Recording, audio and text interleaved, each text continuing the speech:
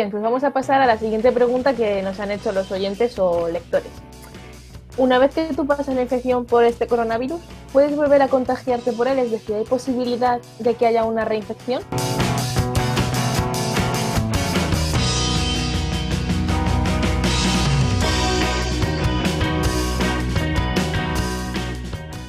Teóricamente, por cómo funciona el sistema inmunitario, que es del siguiente modo, tenemos un primer contacto con el patógeno, digamos el coronavirus. Luchamos contra él montando una respuesta inmunitaria y lo eliminamos de nuestro organismo. Nos curamos y nos recuperamos.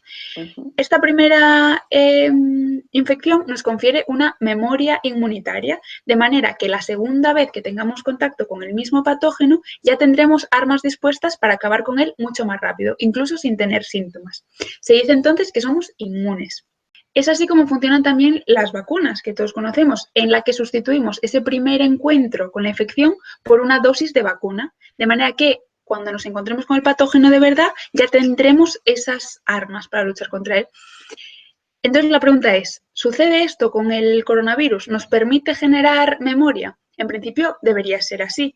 Y de hecho, esta hipótesis se ha probado en macacos. Se ha hecho un estudio en los que macacos han sido infectados con el coronavirus SARS-CoV-2. Estos macacos han sufrido el virus, pero se han curado, han conseguido pasarlo. Y la segunda vez que se ha infectado con el virus no han tenido síntomas más que una ligera febrilla, pero no como la primera vez. O sea que estaban inmunes frente al coronavirus. Y es interesante porque este artículo se ha publicado en bioRxiv, que no es una revista científica al uso, es como una plataforma en la que los científicos publican sin pasar por el proceso de que se revise el artículo como se hace para otras revistas, y esto sucede en momentos en los que se necesita la información muy rápido, como es en el caso de esta emergencia. Entonces, este artículo ha sido publicado ahí, lo que significa que aún puede sufrir correcciones, pero es la única evidencia que se tiene hasta el momento de si podría una persona que ya ha pasado el virus volver a reinfectarse. En humanos no lo sabemos en macacos. Lo que seguramente ha fundamentado esta pregunta que nos han hecho es que en los medios sí que hemos visto casos de gente que había sido contagiada con coronavirus, que se les da el alta porque tienen un primer test de PCR negativo y al volver a testarlos lo tienen positivo. Entonces ahí es donde se empezó a pensar lo de la reinfección. ¿Cómo explicamos estos casos entonces? Pues puede haber fundamentalmente dos causas que estén provocando esto. La primera sería que el primer test que da negativo del paciente sea un falso negativo, es decir, que el paciente sí que siga estando infectado, siga teniendo el virus, pero o la muestra se haya tomado mal o la reacción se haya hecho mal o haya habido algún problema, pero esa persona sí que estuviera infectada. O lo que podría suceder es que el segundo test en el que vuelve a dar positivo, o sea, esa persona abandona el hospital dando negativo y vuelve a dar positivo, que ese segundo positivo sea porque el paciente, aunque ya no esté infectado, o sea, no tenga síntomas, ni siquiera esté contagiando a más gente, aún quede ARN viral en las muestras que se le toma, porque puede estar durante más tiempo en nuestro sistema. Entonces, la PCR no puede diferenciar entre una infección que está en curso o una infección que ya hemos pasado y quedan algunos residuos, porque solo sería como residual ese positivo. Solo detecta el material genético, o sea, que imagínate, queda en alguna mucosidad restos del virus, se recogen y el test da positivo, pero realmente ya te has curado y de ahí que sea ese falso positivo. Esas son las dos hipótesis que hay sobre por qué han surgido esos casos. Sobre la reinfección, como digo, solo se sabe de momento en macacos. Y únicamente lo que podría estar pasando, pero no se podría ver en un periodo de tiempo tan corto, es que aunque el virus nos confiere inmunidad, o sea que un primer contacto nos proteja frente al segundo, pero que esto no sea a largo plazo, porque hay infecciones que producen memoria que con el tiempo se agota, porque es poco fuerte en un principio, o sea, la memoria que nosotros generamos depende de lo fuerte que sea el primer estímulo con el que nos encontramos. Si ese primer estímulo no es lo suficientemente fuerte para generar en nosotros una memoria de largo plazo, en el periodo de unos meses o unos años podría agotarse. Es por eso que muchas vacunas que se nos ponen de niños tienen dosis de refuerzo, porque un primer estímulo no es suficiente para conferirnos una inmunidad que dure durante toda nuestra vida y por eso se refuerza. Y no se sabe aún si este es el caso del coronavirus SARS-CoV-2 porque como sabemos, es una realidad que se nos está presentando ahora de manera muy rápida y los esfuerzos en investigación se están destinando más a posibles vacunas y tratamientos porque ahora mismo es lo esencial. Parece ser que no, pero no se descarta. No sé. Lo que la ciencia nos dice no, la realidad nos dará la respuesta.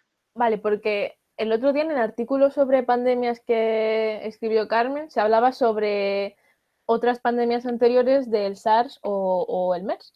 Entonces, una persona que ya ha pasado alguno de estos virus, ¿será inmune al coronavirus actual?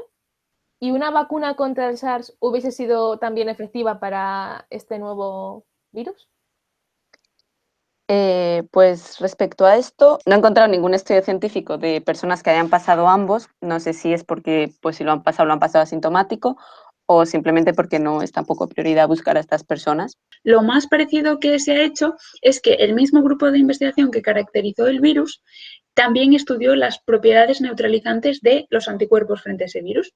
Entonces, vieron que anticuerpos de caballo que habían sido infectados con el SARS-CoV-1, o sea, que neutralizaban el SARS-CoV-1, también podían neutralizar al SARS-CoV-2.